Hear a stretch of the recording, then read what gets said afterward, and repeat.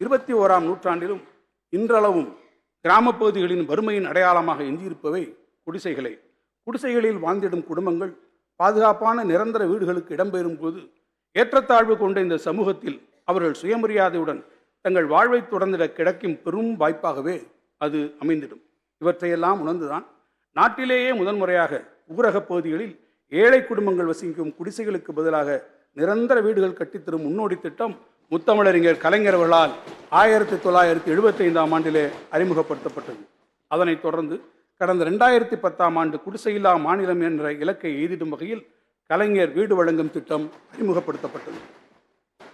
தமிழ்நாட்டின் ஊரகப் பகுதிகளில் குடிசைகளை மாற்றி அனைவருக்கும் பாதுகாப்பான நிரந்தர கான்கிரீட் வீடுகளை அமைத்து தரும் நோக்கத்துடன் எடுக்கப்பட்ட சமீபத்திய கணக்கெடுப்பின்படி கிராமப்பகுதிகளில் ஏறத்தாழ 8 லட்சம் குடிசை வீடுகளில் மக்கள் வாழ்ந்து வருவதாக கண்டறியப்பட்டுள்ளது. குடிசையில்லா தமிழ்நாடு என்ற இலக்கினை எய்திடும் வகையில் வரும் 2030ஆம் ஆண்டிற்குள் தமிழ்நாட்டின் ஊரகப் பகுதிகளில் 8 லட்சம் கான்கிரீட் வீடுகள் கட்டித்தரப்படும்.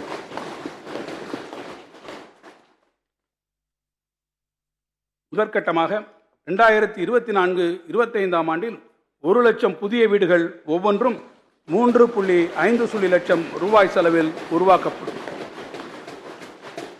தேர்ந்தெடுக்கப்பட்ட பயனாளிகளில் சொந்தமான வீட்டுமனை இல்லாதவர்களுக்கு இலவச வீட்டுமனை வழங்குவதுடன் வீடு கட்டுவதற்கான தொகை அவர்தம் வங்கிக் கணக்குகளில் நேரடியாக செலுத்தப்படும். அறிவியல் பூர்வமான கணக்கெடுப்பு, வெளிப்படையான பயனாளிகள் தேர்வு முறை, தங்கள் கனவு இல்லங்களை பயனாளிகள் தாங்களே உருவாக்கி கொள்ளும் வாய்ப்பு என குறிப்பிடத்தக்க அம்சங்களை தாங்கிய இப்புதிய திட்டம் கலைஞரின் கனவு இல்லம் என்ற பெயரில் வரும் நிதியாண்டில் 3500 கோடி ரூபாய் மதிப்பீட்டில் செயல்படுத்தப்படும்.